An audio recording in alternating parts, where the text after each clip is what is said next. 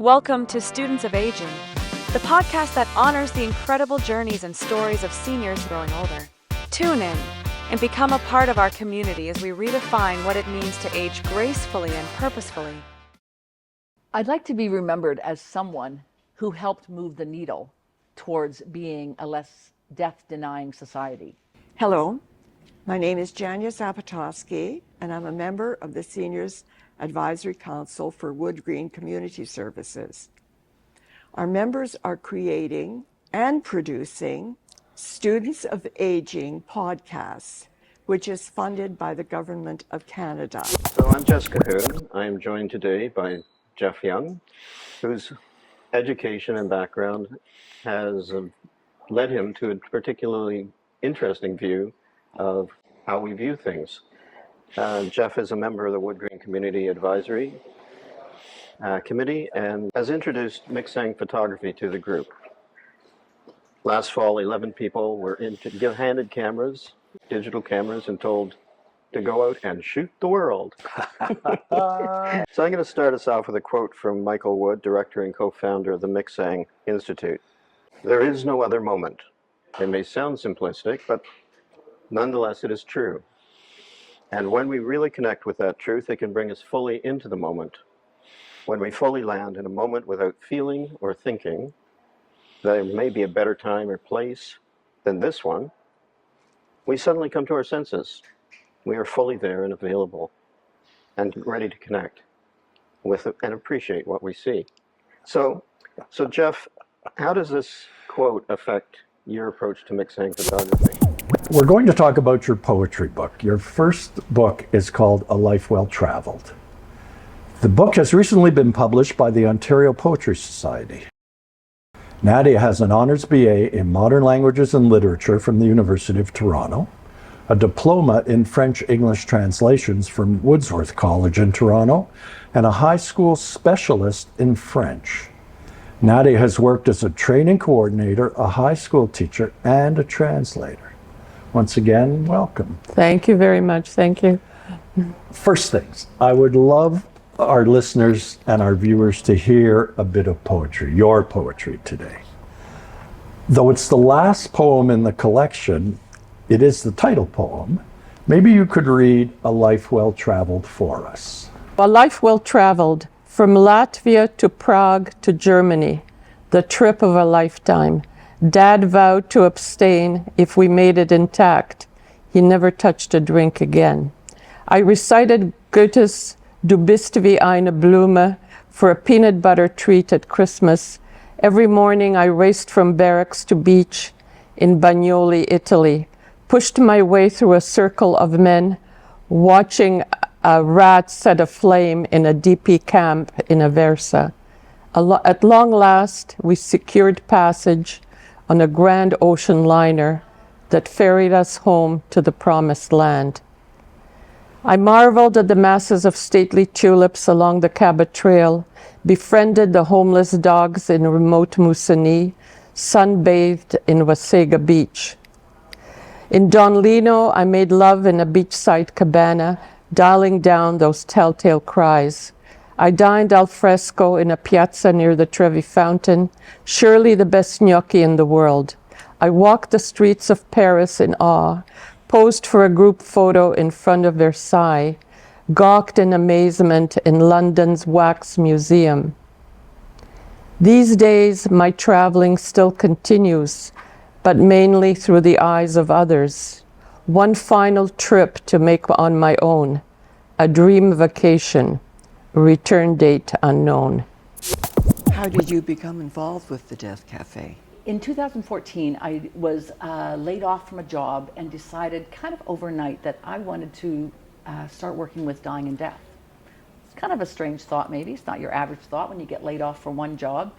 But I knew overnight that it was time. Something, I sort of had a niggle in my own mind and was ready to begin shifting gears. I'd always been a social worker doing a lot of grief counseling, but I decided at that point that I actually wanted to go into not just the grief part, but the further up the stream and to talk about death. And I couldn't find much out there about death. No one wanted to teach me about death. definitely didn't want to teach me about dying. And then I found the Death Cafe movement. And what I learned was there is a place where people are talking about death. So I went to a Death Cafe, found one in Georgetown. That was the closest I could find at the time. This is back in 2014. And so on a snowy winter's day, I drove out to Georgetown and attended my first Death Cafe.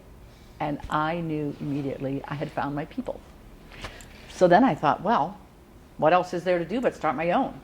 So I came back and decided it was time to see if there was interest in Toronto, and I signed up to run my very first Death Cafe in the beginning of 2015, and the rest is history. Here I am, 9 years later, still running Death Cafes. Wow. So what are some of the reasons people attend Death Cafes? They attend for a variety of reasons, but something brings their lives towards death, and they're not comfortable with the resources that they're kind of given. So sometimes it's people who have had a recent death, maybe a loved one, a family, friends, and they find no one wants to talk about it. And they're part of a family or setting where they're left kind of in their own conversations. And they're not necessarily wanting grief counseling. They're not necessarily, so upset that they're missing work and feeling like they need to talk about it from that setting. But they want to simply talk about the death. Of course, walking a dog forces you out, even if you don't feel like going out. You have to get dressed, you have to get out.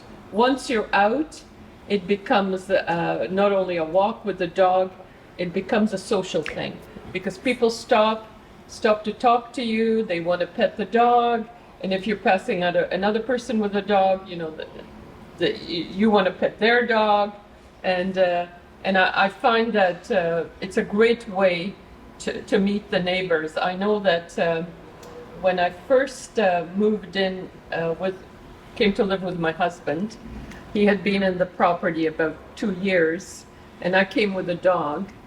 And I started, walking through the neighborhood. And he said to me a few weeks later, in 2 weeks, you have met more people than I have in 2 years. And I think it does give it such structure to your day too. So as you're saying, it gives you that reason to get up in the morning because someone is depending on you to get up to walk them, or in a case of a cat, to get up and feed them, and to have that interaction.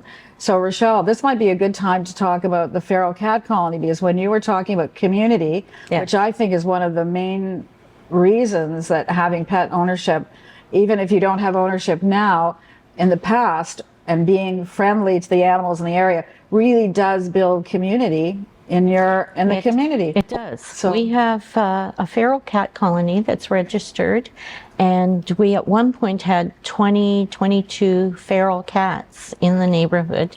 We're down to 2, but we have a huge backyard. We never use it because I like to sit outside. We meet neighbors. They come up and said, "Oh, you have some great cats." And we're like, "They're not our cats. They're the feral cats." And at one point when we had 4 of them, they would sit up on each part of the level of the stairs. And neighbors would come by, and like you, people I never knew in the neighborhood, and they would come by, and it was wonderful. And they're 14 years old. There's only 2 left at the moment. And most of our neighbors have actually adopted some of them, including us. And it's been wonderful because you see people that you didn't know. And it's a great social event as well. And I found it very loving of the neighbors, of us, and of the cats. They're not your usual feral cats. They let us pet them, and it was wonderful as a social idea. And I think the street that we lived on really has all come together as a result of having cats in the area and being part of a feral cat colony. And for people who aren't familiar with trap, neuter, and release, what you do is you nab the kittens when they're little. You take them to a vet if you're working with an actual registered charity, and we're a registered colony. and then they're neutered, so they can't make any more cats, and then they're released back into their area where the people on the street take care of them. In our case, we're still taking care of 2 of them for 14 years now. But the lovely thing too that's so loving is, like yesterday, there was a whole chain of email because we're concerned about one of the cats. So you have everyone talking about it.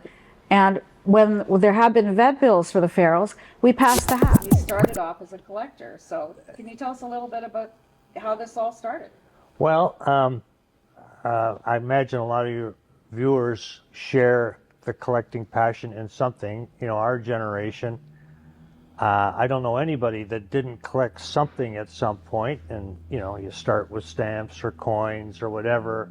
And then as you grow older, a lot of it slides off. But our generation had some dedicated collectors, me being one of them.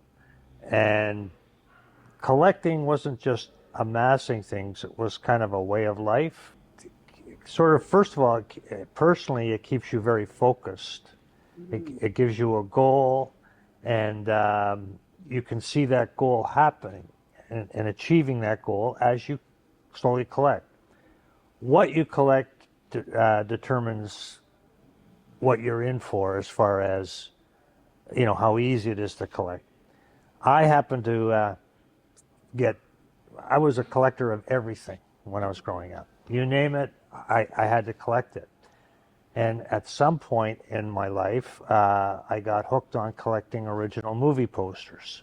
A girlfriend at the time gave me an original poster from Treasure of Sierra Madre. I had become a big Bogart fan, and I thought, well, this will be fun. I'll see if I can get a poster from each of his 75 movies, and that would be my Bogart collection.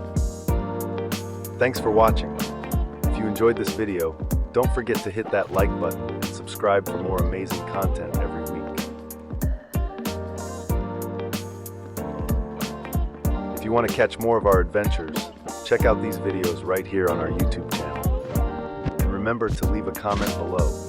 Let us know what you think or what you'd like to see next. We love hearing from you. Catch you in the next one. Bye.